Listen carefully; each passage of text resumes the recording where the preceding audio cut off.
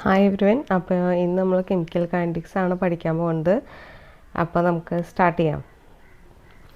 Chemical kinetics എന്ന് പറയുന്നത് അതൊരു ബ്രാഞ്ച് ഓഫ് കെമിസ്ട്രിയാണ്. അതിൽ നമ്മൾ എന്താ പഠിക്കേണ്ടത്, എങ്ങനെയൊക്കെ study of reaction rate and the mechanism. എന്തൊക്കെയാണ് റിയാക്ഷൻ റേറ്റ്സ്, അതിൻ്റെ മെക്കാനിസം എങ്ങനെയാണ്. മെക്കാനിസം എന്ന് പറയുന്നത് അത് എത്ര സ്റ്റെപ്പ് പ്രോസസ്സാണ്, അപ്പോൾ സിംഗിൾ സ്റ്റെപ്പാണോ അല്ലെങ്കിൽ മൾട്ടി സ്റ്റെപ്പാണോ, അതിൽ ആരൊക്കെയാണ് ഇൻവോൾവ് ആവുന്നത്, ഏതൊക്കെ റിയാക്റ്റൻസ് ഉണ്ട്, ഏതൊക്കെ പ്രൊഡക്ട്സ് ഉണ്ട്, അങ്ങനത്തെ കാര്യങ്ങളൊക്കെയാണ് മെക്കാനിസത്തിൽ ഡിസ്കസ് ചെയ്യണേ. അപ്പോൾ അതാണ് നമ്മുടെ കെമിക്കൽ കൈനറ്റിക്സ് കൊണ്ട് കെമിക്കൽ കൈനറ്റിക്സിൽ നമ്മൾ പഠിക്കാൻ പോകുന്നത്. ഒന്ന് റിയാക്ഷൻ റേറ്റ്, അതായത് സ്പീഡ്, റിയാക്ഷൻ്റെ സ്പീഡ് എന്തായിരിക്കും, അത് സ്ലോ റിയാക്ഷൻ ആണോ ഫാസ്റ്റ് റിയാക്ഷൻ ആണോ, അങ്ങനെ റിയാക്ഷൻ റേറ്റിനെ കുറിച്ച് പഠിക്കും. പിന്നെ ഒന്ന് പഠിക്കുന്നത് മെക്കാനിസത്തിനെ കുറിച്ചാണ്. ഇനി തെർമോഡൈനാമിക്സിൽ നമുക്ക് എന്തൊക്കെ പഠിക്കാൻ പറ്റും. തെർമോഡൈനാമിക്സ് നമ്മൾ ഫീസിബിലിറ്റിയെ കുറിച്ചാണ് പഠിച്ചത്. ഫീസിബിലിറ്റി ഓഫ് ദ റിയാക്ഷനെ കുറിച്ചാണ് പഠിച്ചത്. ഫീസിബിലിറ്റി ഓഫ് ദ റിയാക്ഷൻ എന്ന് പറഞ്ഞാൽ റിയാക്ഷൻ നടക്കോ ഇല്ലയോ എന്നുള്ളതിൻ്റെ അതിനെക്കുറിച്ചുള്ള ഇൻഫോർമേഷനാണ് നമുക്ക് തെർമോഡൈനാമിക്സ് തന്നത്. പക്ഷേ കെമിക്കൽ കൈനറ്റിക്സ് ആണെന്നുവെച്ചെങ്കിൽ റേറ്റ് ഓഫ് ദ റിയാക്ഷൻ, എത്ര സമയം കൊണ്ട് എത്ര റിയാക്ഷൻ കംപ്ലീറ്റ് ആവും, അതാണ് ഈ റേറ്റ് ഓഫ് റിയാക്ഷൻ എന്ന് പറയുന്നത്. ഈ ഇത്ര റേറ്റ് എപ്പോഴും നമ്മൾ കോൺസെൻട്രേഷൻ ഡിവൈഡഡ് ബൈ ടൈമിൻ്റെ ഫോമിലാണ് നോക്കുക. അപ്പോൾ റേറ്റ് ഓഫ് ദ റിയാക്ഷൻ എന്ന് പറയുമ്പോൾ ഇത്ര സമയം കൊണ്ട് എത്രമാത്രം റിയാക്റ്റൻ്റ് റിയാക്ട് ചെയ്ത് കഴിഞ്ഞു, അതാണ് റേറ്റ് ഓഫ് റിയാക്ഷൻ.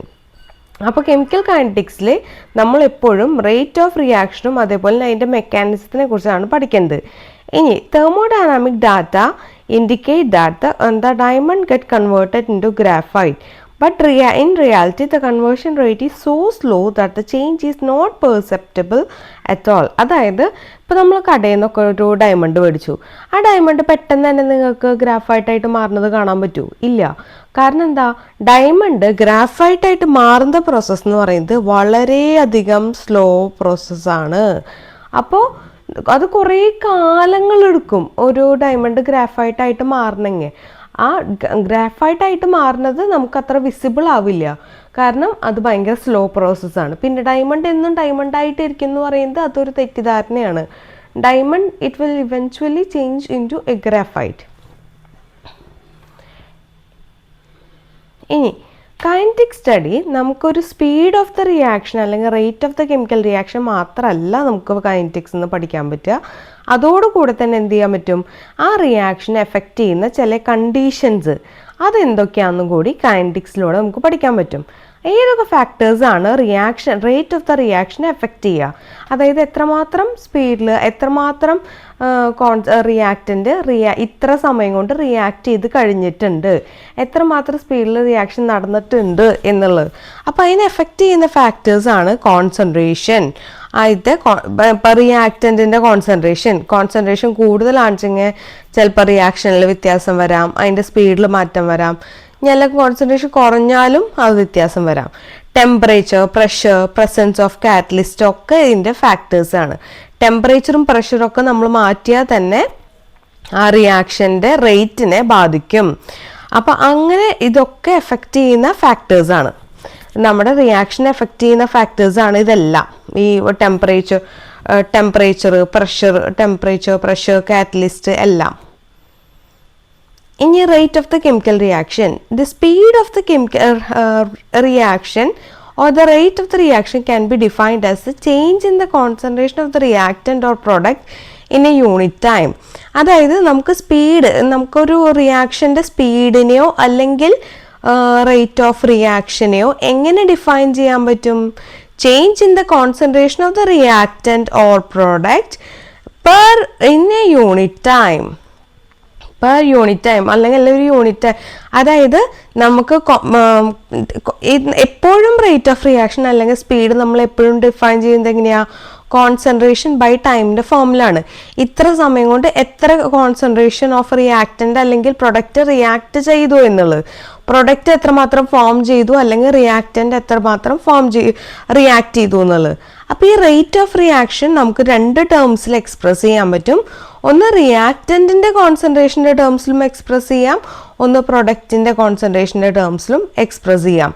അപ്പോൾ റിയാക്റ്റൻറ്റിൻ്റെ കോൺസെൻട്രേഷൻ്റെ ടേംസിൽ എക്സ്പ്രസ് ചെയ്യുമ്പോൾ എന്താ, റിയാക്റ്റൻ്റ് എപ്പോഴും എന്താ സംഭവിക്കണേ, റിയാക്റ്റൻ്റ് ഒരു റിയാക്ഷനിൽ അതിൻ്റെ കോൺസെൻട്രേഷൻ എപ്പോഴും എന്താ കുറയാണ് ചെയ്യുക അല്ലേ. റിയാക്റ്റൻ്റ് ഇപ്പോൾ സപ്പോസ് R gives P, ഇതൊരു ഹൈപ്പോത്തറ്റിക്കൽ ആയിട്ടുള്ള കെമിക്കൽ ഇക്വേഷൻ ആണെന്ന് വിചാരിക്കാം. അപ്പോൾ ഇവിടെ റിയാക്റ്റൻറ്റിൻ്റെ കോൺസെൻട്രേഷൻ ഇപ്പോൾ നമ്മൾ എന്താ പറയുക, ഒരു റിയാക്ഷൻ നടക്കുകയാണ്. അപ്പോൾ റിയാക്ഷൻ സ്റ്റാർട്ട് ചെയ്യണേക്ക് മുന്നേ റിയാക്റ്റൻ്റെ കോൺസെൻട്രേഷൻ ചിലപ്പോൾ 100 ആയിരിക്കും. വൺസ് ദ റിയാക്ഷൻ സ്റ്റാർട്ട് ചെയ്ത് കഴിഞ്ഞാൽ ഈ റിയാക്റ്റൻ്റെ കോൺസെൻട്രേഷൻ എന്ത് സംഭവിക്കുക, പതിയെ പതിയെ കുറയും. 80 ആവും, 60 ആവും, പിന്നെ 40 ആവും, അങ്ങനെ കുറഞ്ഞു വരും.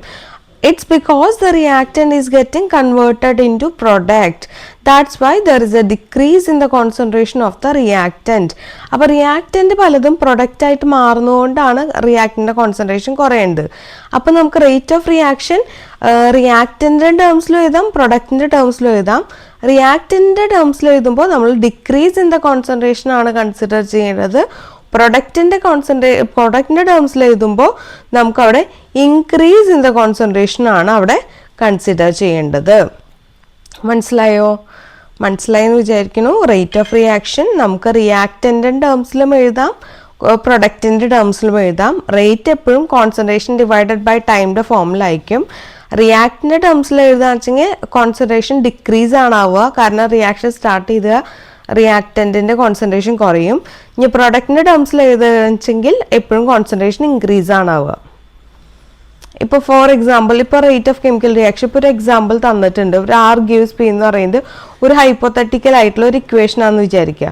അങ്ങനെയാണെന്നുണ്ടെങ്കിൽ ഇപ്പോൾ T1 ടൈമിൽ R1 റിയാക്റ്റൻറ്റും റിയാക്ട് ചെയ്തിട്ടുണ്ടാവും, P1 പ്രൊഡക്റ്റും ഫോം ചെയ്തിട്ടുണ്ടാവും. പിന്നെ അതേപോലെ തന്നെ T2 ടൈമിൽ എന്താണ്, R2 റിയാക്റ്റൻ്റ് റിയാക്ട് ചെയ്തിട്ടുണ്ടാവും, അതേപോലെ P2 പ്രൊഡക്റ്റും ഫോം ചെയ്തിട്ടുണ്ടാവും.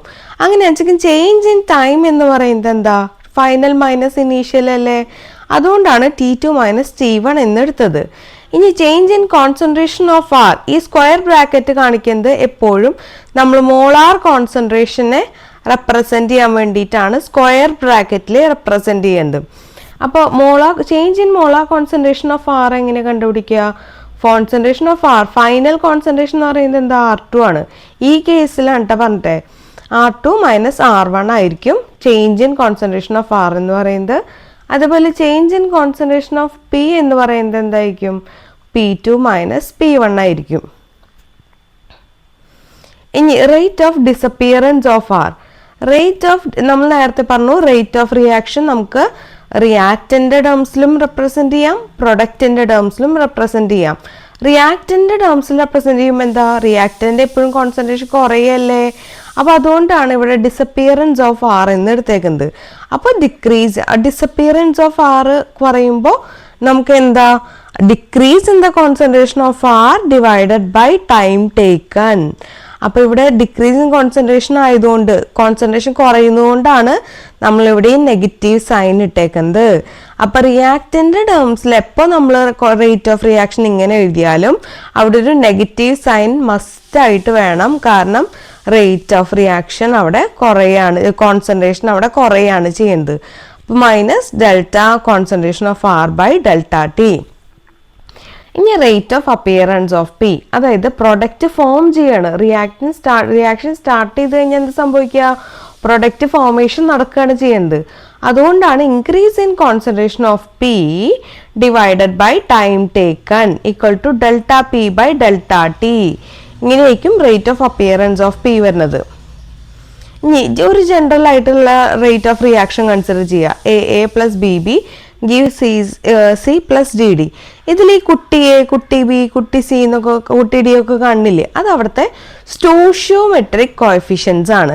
അതായത് ഒരു ബാലൻസ്ഡ് കെമിക്കൽ ഇക്വേഷൻ എഴുതുകയാണെന്നുണ്ടെങ്കിൽ അവിടെ നമ്മൾ ആ ബാലൻസ്ഡ് കെമിക്കൽ ഇക്വേഷൻ എഴുതുമ്പോൾ അവിടെ നമ്പേഴ്സ് ഉണ്ടാവില്ലേ, 1 2 3 എന്നൊക്കെ പറഞ്ഞിട്ട് നമ്മൾ ഒരു ഇക്വേഷൻ ബാലൻസ് ചെയ്യാൻ വേണ്ടിയിട്ട് അവിടെ ഇടുന്ന നമ്പേഴ്സ്, ആ നമ്പേഴ്സാണ് ഈ കുട്ടി A, കുട്ടി B, കുട്ടി C, കുട്ടി D ഒക്കെ വരുന്നത്.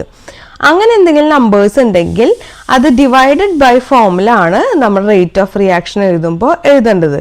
ഇപ്പോൾ നമ്മൾ റിയാക്റ്റൻ്റെ ടേംസിൽ റേറ്റ് ഓഫ് റിയാക്ഷൻ കണ്ടുപിടിക്കാൻ വെച്ചെങ്കിൽ നോക്കുക, നേരത്തെ ബാക്കി minus delta A by delta T പഴയത് തന്നെ, അതിൻ്റെ കൂടെ ഇവിടെ വന്ന ആ സ്റ്റോഷിയോമെട്രിക് കോഎഫിഷ്യൻ്റ് ആ സ്മോൾ എ അതിനെന്ത് ചെയ്യണം, 1/, ഫോമിൽ എഴുതണം, ഡിവൈഡഡ് ബൈ ആയിട്ട് എഴുതണം.